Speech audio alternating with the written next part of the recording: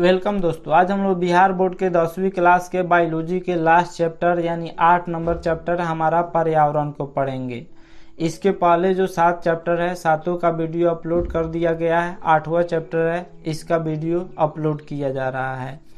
तो यह जो 8वां चैप्टर है, इसको समझने के लिए बाकी सातों चैप्टर पढ़ लीजिएगा, तो इसको पढ़िएगा तो ज़्यादा समझ में आएगा। तो यह 8वां चैप्टर है जीव विज्ञान का, जो परीक्षा की दृष्टि से काफ़ी महत्वपूर्ण है और इसमें उसी टॉपिक को कवर किया गया जो परीक्षा में बार बार पूछा जाता है। ऑब्जेक्टिव के दृष्टि से भी यह चैप्टर काफ़ी महत्वपूर्ण है। इस चैप्टर को पढ़ लीजिएगा तो जीव विज्ञान जो होगा, इसमें से बहुत सारे ऑब्जेक्टिव और सब्जेक्टिव कंप्लीट हो जाएंगे। तो चलिए शुरू करते हैं चैप्टर को। किसी जीव के चारों ओर फैली हुई भौतिक या अजैव यानी भौतिक जिसमें जान नहीं हो, निर्जीव, और जैव कारकों से निर्मित दुनिया जिसमें वह निवास करता है एवं जिससे वह प्रभावित होता है, उसे पर्यावरण या वातावरण कहा जाता है। जिसमें निर्जीव और सजीव दोनों पदार्थ आते हैं।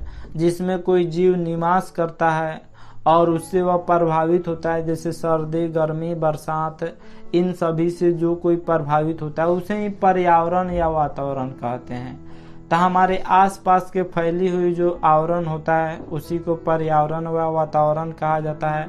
जैसे पेड़ पौधे, कुत्ता, बिल्ली, टेबल, कुर्सी, आकाश, यह सभी क्या है? पर्यावरण का हिस्सा है। यह सभी वातावरण या पर्यावरण कहा जाता है इन सभी को।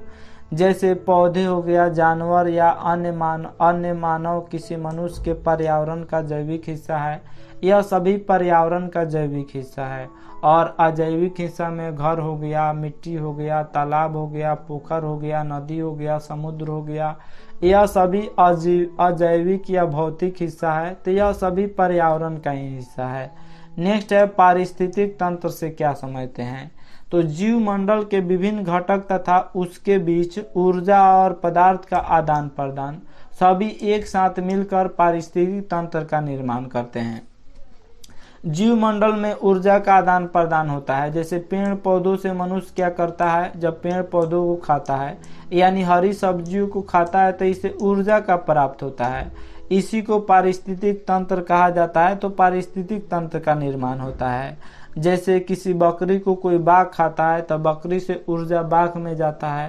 तो यही पारिस्थितिक तंत्र है। और पारिस्थितिक तंत्र में सभी जीवों का होना बहुत जरूरी है, अन्यथा जो यह वायुमंडल में असंतुलन आ जाएगा, जिसके कारण मनुष्य का जीवन जो होगा असंभव हो जाएगा इस पृथ्वी पर। एक पारिस्थितिक तंत्र के निम्नलिखित 2 मुख्य अवयव होते हैं। किसी भी पारिस्थितिक तंत्र के 2 अवयव होते हैं। पहला अजैव अवयव जिसमें जीवन नहीं है यानी निर्जीव होते हैं, वह अजैव अवयव होते हैं। और जैव अवयव जो जीवित हैं यानी जो सजीव हैं, वह जैव अवयव कहलाएंगे। अजैव अवयव को 3 वर्गों में बांटा गया है। पहला भौतिक वातावरण, पोषण और जलवायु। तो एक पारिस्थितिक तंत्र के 2 मुख्य अवयव होते हैं। पहला एक अजैव अवयव होता है, दूसरा जैव अवयव। जो निर्जीव होते हैं वह अजैव अवयव के अंदर आते हैं, जो सजीव होते हैं वह जैव अवयव के अंदर आते हैं। अजैव अवयव को 3 वर्गों में बांटा गया है। पहला है भौतिक वातावरण, दूसरा है पोषण और तीसरा है जलवायु। भौतिक वातावरण के अंतर्गत मृदा यानी मिट्टी, जल और वायु आते हैं। पोषण के अंतर्गत विभिन्न कार्बनिक और अकार्बनिक पदार्थ आते हैं। अकार्बनिक पदार्थ में जैसे लोहा हो गया, सोना, चांदी हो गया, जो भी धातु अधातु हो गया या जो भी धातु हो गया वह सब अकार्बनिक पदार्थ हो गए। और कार्बनिक पदार्थ जिसमें कार्बन डाइऑक्साइड हो गया, यह सभी कार्बनिक पदार्थ हो गए। तो पोषण के अंतर्गत कार्बनिक पदार्थ आते हैं और अकार्बनिक पदार्थ आते हैं। और जलवायु के अंतर्गत सूर्य की रोशनी, तापमान, टेम्परेचर, आर्द्रता यानी नमी, उसके बाद दाब इत्यादि मिलकर जलवायु का निर्माण करते हैं। तो यह अजैव अवयव के वर्ग हैं, अजैव अवयव के भाग हैं। जैव अवयव को भी 3 वर्गों में बांटा गया है। पहला है उत्पादक, दूसरा उपभोक्ता और तीसरा अपघटनकर्ता। जैसे हरे पौधे जो भोजन का संश्लेषण करते हैं वह उत्पादक कहलाते हैं। जैसे हरे पौधे या भोजन के लिए किसी पर निर्भर नहीं रहते हैं, अतः यह उत्पादक कहलाते हैं। और जो भोजन के लिए पौधों पर निर्भर रहते हैं और उनके विभिन्न उत्पादों को खाते हैं, जैसे मनुष्य हो गया या फिर कुत्ता, बिल्ली या फिर बकरी, यह सभी पेड़ पौधों पर डायरेक्ट या इनडायरेक्ट रूप से निर्भर हैं, अतः यह उपभोक्ता कहलाएंगे। नेक्स्ट है अपघटनकर्ता। तो यह जो कोई भी चीज मर जाता है तो उसे सड़ाने का काम करते हैं, तो जो सड़ाने का काम करते हैं वह अपघटनकर्ता कहलाते हैं। जैसे मनुष्य मर गया या फिर पेड़ जो है वह मर गया, यानी वह गिर गया, कटा गया, या फिर कोई जीव जंतु, कागज हो गया, इन सभी चीजों को यह सड़ाने का काम करते हैं, तो यही अपघटनकर्ता कहलाते हैं। यह मृत उत्पादक और उपभोक्ताओं का अपघटन करते हैं तथा इसे उत्पन्न पोषणों और गैसों को फिर वातावरण में छोड़ देते हैं, यही अपघटनकर्ता होते हैं। जैसे कवक हो गया, बैक्टीरिया हो गया, यह सभी अपघटन करता है। अब बारी बारी से तीनों के बारे में हम लोग पढ़ेंगे। उत्पादक के बारे में पढ़ लेते हैं। जिनमें प्रकाश संश्लेषण द्वारा अपना भोजन स्वयं बनाने की क्षमता होती है, उसे उत्पादक कहते हैं। जैसे हरे पौधे अपना भोजन स्वयं बनाते हैं, इसमें स्वयं अपने भोजन बनाने की क्षमता होती है, इसलिए यह उत्पादक कहलाएंगे। जैसे हरे पौधे हो गया। दूसरा है उपभोक्ता। तो उपभोक्ता जो उत्पादक पर निर्भर रहते हैं, जैसे पेड़ पौधे, जो जैसे पेड़ पौधों पर मनुष्य निर्भर रहता है, इसके फल खाता है, इसे उत्पन्न हरी सब्जियों को खाता है, अनाज को खाता है, इसलिए मनुष्य हो गया। या फिर जो है बकरी या गाय या यह सभी जो है वह उत्पादक को खाते हैं, तो यह उपभोक्ता कहलाएंगे। और सड़ाने वाला अपघटनकर्ता कहलाता है। एक पारिस्थितिक तंत्र में हरे पौधे की उपस्थिति क्यों अनिवार्य है? जो पारिस्थितिक तंत्र है इसमें हरे पौधे की उपस्थिति आखिर क्यों अनिवार्य है, क्यों कंपलसरी है? तो एक पारिस्थितिक तंत्र में हरे पौधे की उपस्थिति इसलिए अनिवार्य है क्योंकि ये निम्नलिखित कार्यों का संपादन करते हैं। पहला, ये पारिस्थितिक तंत्र में रहने वाले जीवों के प्रकार का निर्धारण करते हैं। दूसरा है सौर ऊर्जा, जो समस्त जीवों के लिए ऊर्जा का मूल स्रोत है, का ग्रहण करने में समर्थ है। पहला यह क्या करते हैं? तो यह पारिस्थितिक तंत्र में रहने वाले जीवों के प्रकार का निर्धारण करते हैं। जैसे कुछ जीव शाकाहारी होते हैं, कुछ मांसाहारी होते हैं, तो इसका निर्धारण करते हैं हरे पौधे। और दूसरा, जो सूर्य की ऊर्जा होता है इसका यह उपयोग करते हैं। जो सूर्य का ऊर्जा होता है उसको यह ग्रहण करते हैं। मनुष्य सूर्य की ऊर्जा का ग्रहण नहीं कर सकता है, लेकिन यह सूर्य की ऊर्जा को ग्रहण करके उससे अपनी भोजन बनाते हैं। तीसरा, इसकी उपस्थिति इसलिए अनिवार्य है कि यह मिट्टी से प्रमुख तत्वों को अवशोषित करने में समर्थ होते हैं। मिट्टी में जो नाइट्रोजन होता है या मिट्टी में जो आयरन होता है, इन सभी चीजों को यह अवशोषित करने में समर्थ होते हैं। चौथा, इनकी उपस्थिति इसलिए अनिवार्य है क्योंकि यह वायुमंडल में ऑक्सीजन और कार्बन डाइऑक्साइड के बीच संतुलन बनाए रखते हैं। अगर वायुमंडल में ऑक्सीजन की मात्रा अधिक हो जाएगी तो वायुमंडल आवश्यकता से ज्यादा ठंडा हो जाएगा, जिसके कारण मनुष्य इस पृथ्वी पर रह ही नहीं सकता है। और अगर वायुमंडल में कार्बन डाइऑक्साइड अधिक हो जाएगी तो पहला बात की सांस लेने में दिक्कत होगी, और दूसरा यह कि कार्बन डाइऑक्साइड अधिक हो जाएगा तो इस पृथ्वी का टेम्परेचर अधिक बढ़ जाएगा। इसीलिए पेड़ पौधे जो होते हैं वह वायुमंडल में ऑक्सीजन और कार्बन डाइऑक्साइड के बीच संतुलन बनाए रखते हैं। ऑक्सीजन का भी मात्रा नहीं बढ़ना चाहिए, कार्बन डाइऑक्साइड का भी मात्रा नहीं बढ़ना चाहिए, नहीं तो दोनों स्थिति में मनुष्य का जीवन पृथ्वी पे संभव नहीं है। नेक्स्ट है उपभोक्ता। तो ऐसे जीव जो अपने पोषण के लिए पूर्ण रूप से उत्पादकों पर निर्भर रहते हैं, उपभोक्ता कहलाते हैं। यानी जो पोषण के लिए, जो अपनी वृद्धि के लिए, बढ़ने के लिए, पोषाने के लिए पूर्ण रूप से उत्पादक यानी हरे पौधों पर निर्भर रहते हैं, वह उपभोक्ता कहलाते हैं। जैसे मनुष्य, गाय, भैंस, बकरी, हिरन, खरगोश, शेर, बाघ, यह सभी डायरेक्ट या इनडायरेक्ट रूप से हरे पौधों पर निर्भर रहते हैं। अगर हरे पौधे नहीं रहेगा, उत्पादक नहीं रहेगा, तो फिर सभी जंतुओं का इस पृथ्वी पर से विनाश हो जाएगा, क्योंकि हरे पौधे से सभी जीवों का अस्तित्व कायम है। सभी जंतु उपभोक्ता के श्रेणी में आते हैं। जो भी जंतु होते हैं जैसे गाय भैंस से लेकर शेर से लेकर चीता गिद्ध तक सभी जो है वह उपभोक्ता के श्रेणी में आते हैं। उपभोक्ता के कई कैटेगरी होते हैं, इसके कई प्रकार होते हैं। पहला प्राथमिक उपभोक्ता, द्वितीयक उपभोक्ता और तृतीयक उपभोक्ता। तो ऐसे उपभोक्ता जो पोषण के लिए प्रत्यक्ष रूप से यानी डायरेक्ट रूप से उत्पादक यानी हरे पौधे को खाते हैं प्राथमिक उपभोक्ता कहलाते हैं। जैसे गाय भैंस बकरी हिरण खरगोश यह डायरेक्ट रूप से हरे पौधों को ही खाते हैं, इसलिए यह प्राथमिक उपभोक्ता कहलाते हैं। और द्वितीयक उपभोक्ता में जो हरे पौधे के खाने वाले जीवों को खाते हैं यानी जो शाकाहारी जीवों को खाते हैं उसे द्वितीय उपभोक्ता कहते हैं। जैसे शेर हो गया, बाघ हो गया, कुछ पक्षी जैसे सर्प हो गया, मेढक हो गया, मांसाहारी होते हैं यह सभी, और ये सभी शाकाहारी प्राथमिक उपभोक्ता खाते हैं। यह सभी भैंस बकरी गाय हिरण खरगोश इन सभी को खाते हैं द्वितीयक उपभोक्ता यानी यह मांसाहारी होते हैं। अगर यह शाकाहारी नहीं रहेंगे तो फिर इनका भी अस्तित्व गायब हो जाएगा, इसीलिए उत्पादक का होना जरूरी है। तो यह सभी मांसाहारी होते हैं और इन सभी को द्वितीय उपभोक्ता कहा जाता है। तो जो शाकाहारी जंतुओं को खाते हैं वह द्वितीय उपभोक्ता कहलाते हैं। जैसे में शेर बाघ पक्षी सर्प मेढक यह सभी द्वितीय उपभोक्ता कहलाते हैं। तृतीयक उपभोक्ता में क्या आते हैं? जैसे सर्प जब यानी सांप जब मेढक को खाता है, द्वितीयक उपभोक्ता को जब कोई जीव खाता है तो वह तृतीयक उपभोक्ता बन जाता है। जैसे बाघ शेर चीता गिद्ध जो होता है वह सांप को खा जाता है, मेढक को खा जाता है, तो यह तृतीयक उपभोक्ता होगा। तो जब कोई द्वितीयक उपभोक्ता जब कोई जीव जो होता है वह द्वितीयक उपभोक्ता को भी खा सकता है तो वह तृतीयक उपभोक्ता कहलाता है। जैसे बाघ शेर चीता गिद्ध यह सभी तृतीयक उपभोक्ता कहलाएंगे।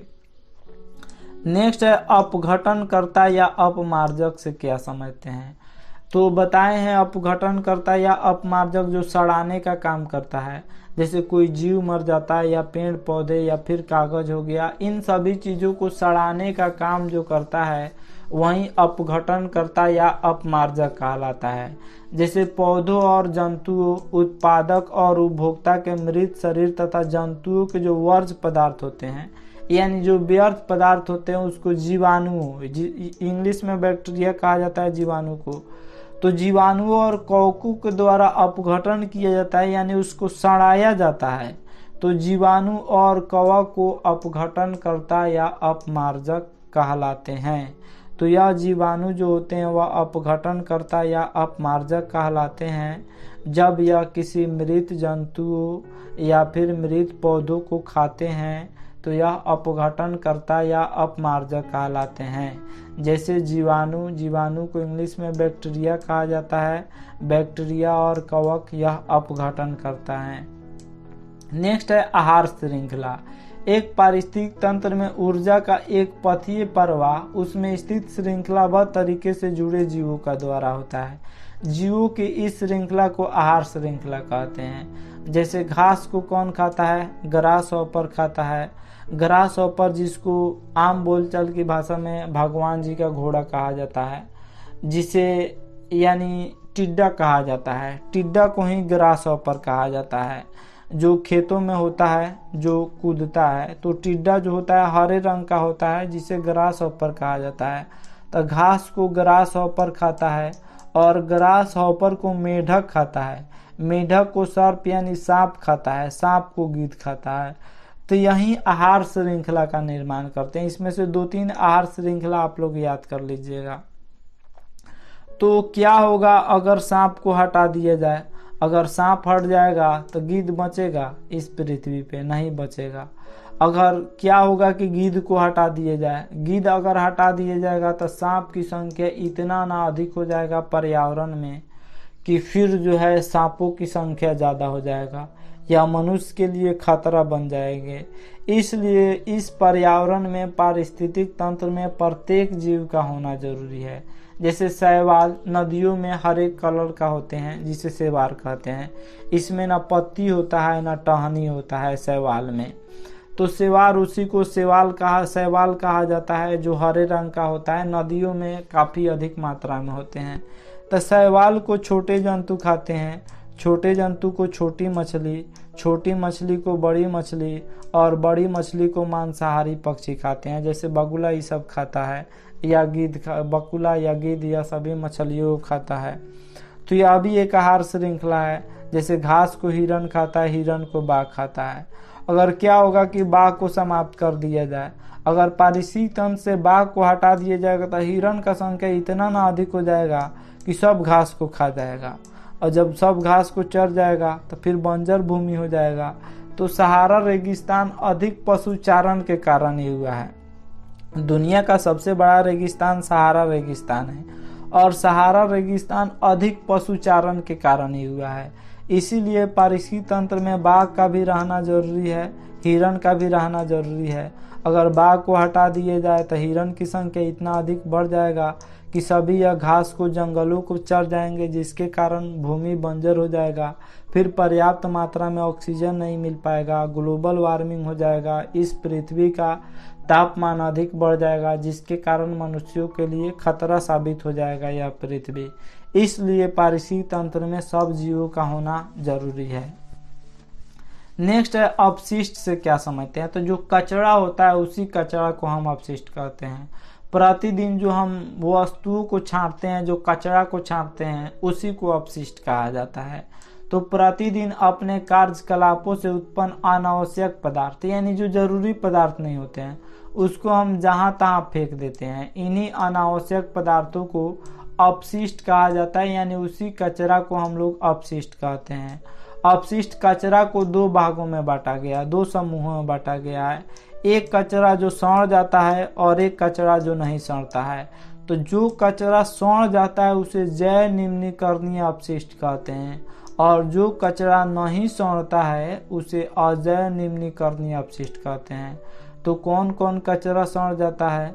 तो जंतुओं के मल मूत्र सड़ जाते हैं, कृषि द्वारा उत्पन्न अपशिष्ट जैसे पुआल हो गया, या कृषि द्वारा जो भी अपशिष्ट जो पौधे होते हैं या फिर जो पेड़ होते हैं, यह सभी सड़ जाते हैं।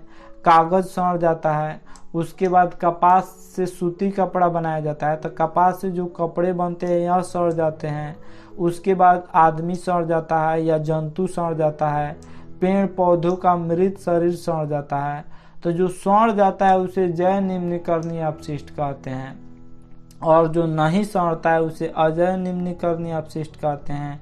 तो जैव निम्नीकरणीय अपशिष्ट किसे कहते हैं? ऐसे अवांछित पदार्थ जिन्हें जैविक विघटन के द्वारा पुनः उपयोग में आने वाले पदार्थों में बदल दिया जाता है, जैव निम्नीकरणीय अपशिष्ट कहते हैं। यानी जो सड़ जाते हैं, जैसे जंतुओं का मल मूत्र सड़ जाएगा, गोबर बन जाएगा, खादर बन जाएगा, या कृषि द्वारा उत्पन्न अपशिष्ट यह भी सड़ जाएगा, खादर बन जाएगा। कागज या कपास से कपड़ा या जंतु पेड़ पौधे के शरीर या सड़ के खादर बन जाएंगे, जो मिट्टी में ह्यूमस प्रदान करते हैं। इसलिए यह सभी जैव निम्नीकरणीय अपशिष्ट कहलाते हैं। जो सड़ जाते हैं वह जैव निम्नीकरणीय अपशिष्ट, और जो नहीं सड़ते हैं वह अजैव निम्नीकरणीय अपशिष्ट कहलाते हैं। जैसे प्रदूषण के ऐसे कारक जिनका जैविक अपघटन नहीं हो पाता है तथा जो अपने स्वरूप को हमेशा बनाए रखते हैं, अर्थात प्राकृतिक विधियों द्वारा नष्ट नहीं होते हैं, अजैव निम्नीकरणीय अपशिष्ट कहलाते हैं। यानी जो नहीं सड़ते हैं वह अजैव निम्नीकरणीय अपशिष्ट कहलाते हैं। जैसे कीटनाशक जिससे कीटों को नाश किया जाता है, पीड़क नाशक जिससे छोटे छोटे कीटों को नाश किया जाता है। तो यह नहीं सड़ते हैं, यह हमेशा अपने स्वरूप को बनाए रखते हैं, तो यह अजैव निम्नीकरणीय अपशिष्ट कहलाते हैं। जैसे शीशा नहीं सड़ता है, एल्यूमिनियम, प्लास्टिक, यह सभी नहीं सड़ते हैं, अतः यह सभी अजैव निम्नीकरणीय अपशिष्ट कहलाते हैं। नेक्स्ट है ओजोन परत एवं ओजोन अवक्षय। तो ऑक्सीजन के 3 परमाणुओं से बना ओजोन का एक स्तर वायुमंडल में 15 किलोमीटर से लेकर 50 किलोमीटर ऊंचाई वाले क्षेत्र के बीच पाया जाता है। तो जो ओजोन लेयर होता है, जो ओजोन स्तर होता है, वह पृथ्वी से कितनी ऊंचाई तक पाया जाता है? तो ऑब्जेक्टिव में हमेशा क्वेश्चन पूछा जाता है। तो याद रखना है आप लोगों को 15 किलोमीटर से लेकर 50 किलोमीटर तक के ऊंचाई वाले क्षेत्र को ओजोन स्तर कहा जाता है, उसको ओजोन लेयर कहा जाता है। और ओजोन जो होता है वह ऑक्सीजन के 3 परमाणुओं से मिलकर बना हुआ होता है। ओजोन का जो सूत्र होता है वह O3 होता है। O3 ओजोन का सूत्र होता है। ओजोन का काम क्या होता है, तो यह सूर्य से जो पराबैंगनी किरणें होती है, जो हानिकारक पराबैंगनी किरणें होती हैं, जो अल्ट्रा वायलेट रेज होती है, उसको रोकती है, उसको ओजोन लेयर अवशोषित कर लेती है। अगर क्या होगा, ओजोन लेयर उसको अवशोषित नहीं करेगी तो जो सूर्य से आने वाली खतरनाक पराबैंगनी किरणें हैं, जो अल्ट्रा वायलेट रेज है, उसको अगर ओजोन लेयर नहीं रोकेंगी तो मनुष्यों में त्वचा कैंसर होता है, मोतियाबिंद और अनेक प्रकार की बीमारियां जो होंगी वह जन्म लेंगी। इसलिए ओजोन लेयर की रक्षा बहुत जरूरी है। हम लोग जानेंगे आगे कि आखिर ओजोन की क्षति कैसे होती है। तो 1980 के बाद इतना ना अधिक प्रदूषण हुआ, जिसमें ग्लोबल वार्मिंग के कारण, जिसमें जो है वह भूमंडलीकरण के कारण और औद्योगिकरण के कारण ओजोन के लेयर में, ओजोन स्तर में काफी तेजी से गिरावट आई, जिसके कारण अंटार्कटिका में छेद भी हो गया।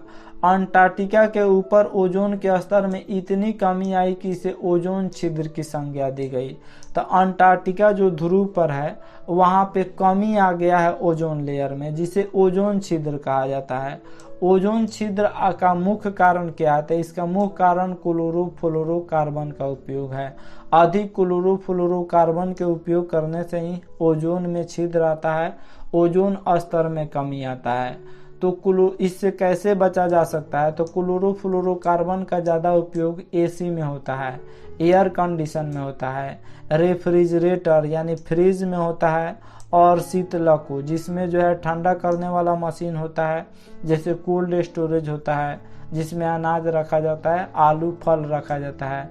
उसके बाद जेट इंजन होता है, हवाई जहाज के जो इंजन होता है, और जो अग्निशामक यंत्र होते हैं जो आग को बुझाने का काम करते हैं। उसके बाद परफ्यूम होता है, या फिर सरफ होता है, झाग होता है। इन सभी एरोसोल जो होता है, इन सभी से क्लोरोफ्लोरोकार्बन उत्पन्न होते हैं, और यही क्लोरोफ्लोरोकार्बन वायुमंडल में जाकर ओजोन स्तर में कमी करते हैं, जो बहुत बड़ा खतरे की घंटी है। इसलिए इसका उपयोग कम से कम करना चाहिए ताकि ओजोन स्तर में कमी आ सके, और अधिक से अधिक पेड़ पौधे लगाने चाहिए ताकि जो ओजोन लेयर है उसमें जो कमी आई है उस कमी को अधिक किया जा सके। तो ओजोन स्तर में जो कमी आई है उस कमी को बढ़ाने के लिए इन सभी चीज़ों का, एसी का, फ्रिज का, उसके बाद कोल्ड स्टोरेज का, जेट इंजन का, अग्निशामक यंत्र का, इन सभी का कम इस्तेमाल करना चाहिए, या इसका कोई दूसरा विकल्प ढूंढना चाहिए ताकि क्लोरोफ्लोरोकार्बन को शॉर्टकट में CFC कहा जाता है, ताकि क्लोरोफ्लोरोकार्बन जो है वह कम उत्पन्न हो सके और ओजोन स्तर में जो कमी आ रही है उस कमी को घटाया जा सके, और वह जो कमी है उस कमी को दूर करके ओजोन लेयर को और अधिक मोटा किया जा सके। तो ये था बायोलॉजी के लास्ट चैप्टर का व्याख्या। आशा करता हूँ यह वीडियो आप सब किसी काफ़ी पसंद आया होगा। हमारे चैनल को सब्सक्राइब करें तथा इस वीडियो को अधिक से अधिक शेयर करें। Thanks for watching my video.